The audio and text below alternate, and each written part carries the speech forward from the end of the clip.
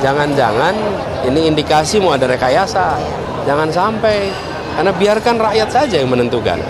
Mau mendukung siapa, mau 1 putaran, mau 2 putaran, itu adalah kehendak rakyat. Hola netizen yang tercinta, Sekretaris Departemen 4 DPP Partai Demokrat Hasbil Mustaqim Lubis menilai Anies Baswedan norak karena mencurigai rekayasa suara Pilpres 2024. Lewat akun X-nya, Hasbil mengunggah tangkapan layar berita tentang Anies Baswedan yang mencurigai kaum elit berupaya merekayasa suara Pilpres 2024. Hasbil Mustaqim Lubis menanggapi dengan mengatakan bahwa survei elektabilitas Anies Baswedan paling rendah dari hasil survei berbagai lembaga survei. Menurut dia, Anies Baswedan harus menerima fakta hasil survei itu dan menjadikannya sebagai motivasi, bukan malah menebar narasi soal upaya rekayasa suara Pilpres 2024. Hasbil meminta Anies Baswedan tidak membenturkan semua pihak lewat narasi soal upaya rekayasa hasil Pilpres 2024. Pernyataan Anies Baswedan soal kecurigaan upaya kaum elit merekayasa suara Pilpres 2024 dilontarkan di sela-sela kampanye di Ambon, Maluku pada Senin 15 Januari 2024. Anies saat itu merespon adanya permintaan dari sejumlah elit partai politik mengenai Pilpres berlangsung 1 putaran. Menurut Anies, yang berhak menentukan apakah Pilpres berlangsung 1 putaran atau 2 putaran adalah rakyat, bukan elit. Kata Anies, kalau elit yang menentukan, nanti dilakukan rekayasa untuk tercapai angka yang diharapkan elit. Keputusan itu ada pada rakyat, bukan selera elit politik. Rakyatlah yang menentukan apakah satu calon dapat suara berapa persen. Kalau elit yang menentukan, nanti dilakukan rekayasa untuk tercapai angka yang diharapkan elit. Tapi kalau kita serahkan kepada rakyat, maka nggak ada rekayasa. Jangan-jangan ini indikasi mau ada rekayasa. Jangan sampai, karena biarkan rakyat saja yang menentukan.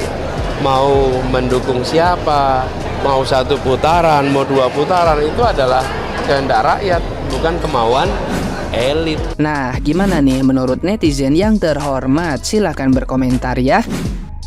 Ladies and gentlemen, please welcome Bapak Provokasi Nasional. Saya pribadi benar-benar sudah muak ya mendengar narasi-narasi kotor seperti ini yang berupaya untuk menghasut masyarakat. Pak, jika saja statement Bapak ini tidak terbukti ya, dan kemudian terjadi chaos di masyarakat akibat narasi-narasi seperti ini, orang pertama yang akan saya minta pertanggungjawabannya adalah Bapak. Please guys, teman-teman, catat ini sebagai rekam jejak digitalnya. Saya setuju dengan pendapat Bapak Anies Baswedan. Sekarang ini aparatur negara semua berpihak kepada salah satu paslon. Padahal aparatur negara itu harus netral. Sepertinya anggota Kamra anggota apa ya? Kemarin saya lihat sendiri mereka istilahnya berdeklarasi atas nama paslon nomor 2. Juga sekarang ini kenapa yang masih menjabat menteri apapun segalanya wali kota bisa mencalonkan menjadi presiden ataupun lembaga negara. Terima kasih. Padahal sebelumnya tidak pernah. Gue cuma pengen ngomong, apa kalian tuh nggak salah ya? Ini teruntuk teman-teman yang suka ngebully ngehina Pak Anies, kayak ngomongin tentang masalah DP 0 lah, terus korupsi Formula E dan lain-lain. Gue cuma pengen ngasih tahu kalian satu hal. Gini loh, maksud gue kan kalian sibuk banget nih ya, kayak selalu menghina, membuli, mempermasalahkan itu, menjelek-jelekan Pak Anies. Kita tuh harus tahu guys, harus tahu ya gini. Kita tuh semua tahu kalau misalnya di 2019 akhir atau 2020 awal tuh kita tuh terserang COVID-19, itu sekitar 2,5 tahun itu kita kehajar sama COVID-19, dan yang namanya masalah problem pandemic itu tuh yang paling besar di Jakarta kan. Ya mau nggak mau juga pasti semua terpusatnya di DKI, di Jakarta yang waktu itu dipimpin oleh Pak Anies. Di Jakarta tuh kasus COVID-19 gede banget, semua terfokus di Jakarta karena kan ada bandara juga ya, orang-orang dari luar negeri yang bawa virus masuk ke Indonesia juga ke bandaranya di Jakarta dan lain. Pokoknya Jakarta menjadi pusat rumah sakit dan lain-lain, bantuan semua terpusat di Jakarta gitu. Itu kebayang gak sih, lu bisa ngebayangin gak sih pusingnya jadi gubernur tuh gimana, jadi gubernur Jakarta di masa itu tuh kayak gimana, yang dimana Jakarta tuh menjadi pusat dan tolak ukur keberhasilan dari penanganan COVID-19 ketika itu. Tapi hebatnya Pak Anies gini loh, gue cuma pengen ngasih tahu buat kalian yang suka menghina dan buat pendukungnya Pak Anies, jangan lupa buat support terus ya, dukung Pak Anies terus dan terus suarakan. Begini, poin terakhir dari gue, kebayang gak sih di masa jabatan Pak Anies 2,5 tahun atau sampai 3 tahun itu dihajar sama COVID-19. Itu pandemik yang gede banget sampai ekonomi juga menurun. Tapi JIS jadi di Jakarta banjir berkurang, terus pembangunan banyak banget. Jadi maksudnya gini, di era Pak Anies yang digempur pandemik COVID, yang digempur masalah problem kesehatan, dia masih bisa menghasilkan karya-karya yang menurut gua keren banget. Apalagi kalau nggak ada pandemik COVID. Jadi keberhasilan, kekuatan, kehebatan, kepintaran, kecerdasan Pak Anies udah nggak diragukan lagi. Dia bisa bekerja bukan cuma di bawah tekanan dari penguasa, tapi di bawah tekanan alam, yaitu tekanan sebuah penyakit gitu, yang itu adalah sebuah takdir dari Tuhan gitu. Penyakit itu penyakit bukan penyakit biasa aja, wabah gitu loh, tapi dia masih bisa bekerja semaksimal mungkin. Bahkan Jakarta tetap menjadi lebih baik dan ekonomi juga bukan kembali normal, justru ekonomi kembali bertambah setelah COVID itu selesai. Gila nggak? Jadi menurut gue Pak Anies keren banget, dan kok bisa ya orang sehebat itu gitu. Menurut kalian gimana? Jangan lupa komen ya.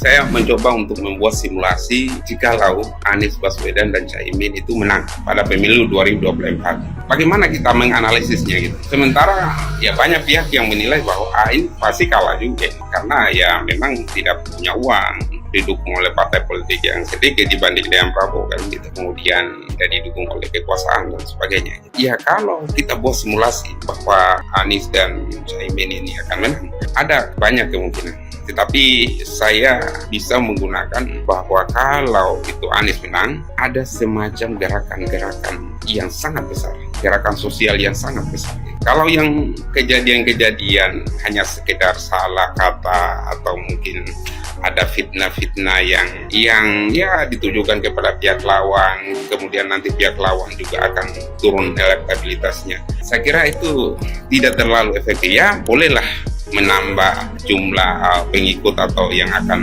mendukung Pak Anies. Tetapi untuk efektifnya menjadi pemenang dalam pemilu itu harus ada gerakan-gerakan yang secara terstruktur, terencana dan masif. Tetapi kalau tidak ada gerakan-gerakan sosial, tentu harus ada isu yang bisa menggerakkan masyarakat itu sendiri. Tetapi kalau misalnya permainannya ini hanya sekedar adu gagasan, adu pendapat, saya agak pesimis ya, Anies akan menang. Tetapi kalau misalnya ada satu isu sentral yang bisa menghantam lawan, ya itu kemungkinan itu akan menang. Dan ada yang mengatakan bahwa Anies ini akan menang satu putaran. Anies bisa menang pada putaran kedua kalau terjadi putaran kedua. Tapi kalau putaran pertama ini agak berat sekali bagi Anies untuk menang. Tapi kalau putaran kedua boleh jadi ya ada bola muntah gitu. Ada isu-isu yang dimainkan dan itu bisa menjadi gerakan sosial. Kurang lebih seperti itu. Dan semoga ya pemilu 2024 ini adalah pemilihan damai bermartabat. Pilih Anies atau Prabowo. Gini bro, 2019 hanya ada 2 pilihan kan, Jokowi dan Prabowo. Sekarang Jokowi gabung ke Prabowo. Logikanya nih, seharusnya semua rakyat Indonesia dukung Prabowo dong. Tapi faktanya enggak. Kenapa? Ya jelas lah, rakyat yang dulu pilih Prabowo itu kecewa sama beliau, pindah ke Anies. Rakyat yang kecewa sama Jokowi pindah ke Ganjar. Itulah pola permainannya begitu analisisnya. Terus yang mana yang terbaik harus dipilih? Yang tidak mengecewakan rakyat, jangan sampai terulang lagi. Itulah ada di Anies. Kalau Ganjar ya kan belakangnya PDI. Kalau gue PDI tolak pribadi gue ya. Taulah sendiri alasannya kenapa nolak PDI kan.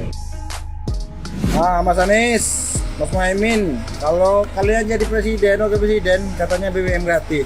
Kau tengok ya, BBM nak kau gratiskan ya. Se-Indonesia Min, berapa duitnya Min? Subsidi bayar payah nak digratiskan. Alah, macam mana lah ini? Yang misi itu yang bagus-bagus lah. Masa BBM gratis? Yang subsidi aja payah Min. Itu aja BBM subsidi pertalite payah di sini, mau digratiskan mana lah ini Anies ini sama Muhaimin. Carilah visi misi itu yang yang cerdas buat masyarakat Indonesia ini. Apa turunkan harga BBM aja lah udah, itu cukup. Masa digratiskan, bukannya dikit itu berapa berapa ratus miliar itu dana uang dari mana Pak? Waduh, kacau. Terima kasih kepada Bapak Anies Rashid Baswedan atau yang biasa disebut dengan Abah. Abah, terima kasih di Pilpres 2024 ini kami banyak belajar dari Abah. Kami jadi tahu ternyata Abah lah yang mendirikan gerakan Indonesia Mengajar sejak tahun 2009 yang berjuang untuk mencerdaskan anak bangsa. Dan di Pilpres ini, Bah, kami banyak belajar tentang demokrasi yang sesungguhnya. Bagaimana perbedaan itu membuat kita semakin indah, bukan untuk menuduh salah. Abah selalu terbuka dan kritikan baik halus maupun kasar. Abah selalu mencontohkan kepada kami bagaimana menghadapi perbedaan dengan senyuman. Desak Anies adalah contohnya. Abah mengajarkan kepada kami bahwa kampanye tidak harus dangdutan atau acara hiburan. Tapi tanpa Abah sadari, Abah telah menghibur akal kami yang telah lama tidak menerima pembelajaran tentang demokrasi dari seorang negarawan. Bah, kalah ataupun menang Abah di Pilpres ini, kami yakin Abah akan terus mengabdi untuk bangsa ini. Tapi satu hal yang pasti, Bah, Abah telah menabur benih pencerdasan anak bangsa, sehingga di masa yang akan datang, benih inilah yang akan menjadikan Indonesia disegani dan bermanfaat untuk dunia. Sekali lagi, Bah, jazakallah khairan. Terima kasih, Abah Anies Rashid Baswedan.